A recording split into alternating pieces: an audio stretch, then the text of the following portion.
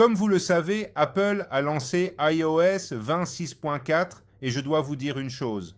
Il se pourrait bien que ce soit la dernière fois que vous utilisiez Siri telle que nous la connaissons. Parce que ce qui arrive avec iOS 26.5 n'est pas une mise à jour, mais un remplacement. Et je vais vous montrer pourquoi Apple a pris cette décision, ce qui change réellement et ce à quoi vous ne devez pas vous attendre de sitôt. Soyons honnêtes, Siri était révolutionnaire lorsqu'elle est arrivée en 2011, mais depuis, le monde de l'intelligence artificielle a fait un bond en avant qu'Apple n'a tout simplement pas suivi, voire même ignoré. Siri a encore du mal avec des demandes plus complexes, comme lui demander de retrouver un ancien message ou de trouver un podcast qu'un ami t'a envoyé. Et ce sont des choses que ChatGPT et Gemini font sans problème, sans hésiter une seconde. Et si tu utilises l'iPhone dans une langue autre que l'anglais américain, alors oublie. Les fonctionnalités de l'Apple Intelligence ne fonctionnent pas dans ces langues et quand elles essaient de fonctionner, elles marchent très mal. Apple s'en est rendu compte en janvier de cette année et a fait quelque chose que beaucoup pensaient impossible. Elle a conclu un partenariat à plusieurs milliards avec Google pour utiliser Gemini comme base de la nouvelle Siri.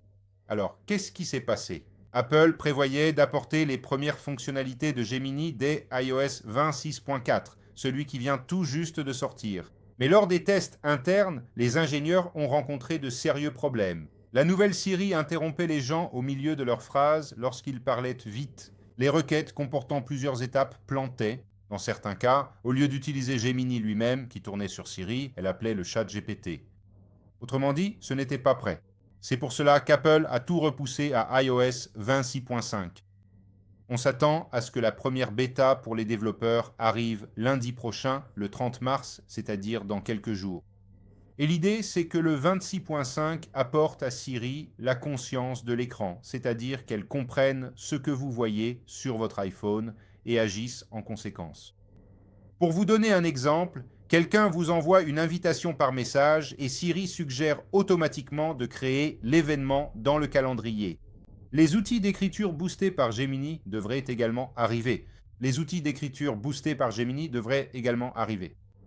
Résumé de courriel plus long, action dans les applications par commande vocale. Mais ici, je veux être réaliste avec vous. Ne vous attendez pas à ce que l'iOS 26.5 arrive et transforme votre iPhone en une machine d'intelligence artificielle du jour au lendemain. Selon les analystes, plusieurs fonctionnalités de la nouvelle Siri seront réservées au prochain iPhone. Donc oui, l'iOS 26.4 marque la fin d'une époque. La Siri que nous connaissons, avec toutes ses limitations, ses réponses génériques et cet accent robotique dans les langues autres que l'anglais américain, vit ses derniers jours. Et ce qui vient ensuite, ce n'est plus la Siri essayant d'être intelligente toute seule, ce sera la Siri avec le cerveau de Google derrière.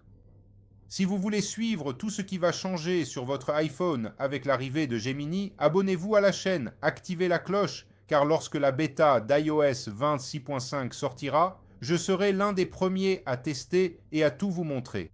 Si vous avez regardé la vidéo jusqu'ici, je vais laisser un mot-clé pour savoir que vous faites partie du club de ceux qui nous regardent jusqu'à la fin. Le mot de cette fois-ci est adieu. Commentez ci-dessous et je saurai que vous êtes resté jusqu'ici. Et si vous aimez les bons plans, inscrivez-vous au groupe d'offres de GoTech. Il y a toujours des offres tous les jours et aussi un fond d'écran gratuit chaque semaine. C'est gratuit. J'espère que le contenu vous a plu et on se retrouve dans la prochaine vidéo.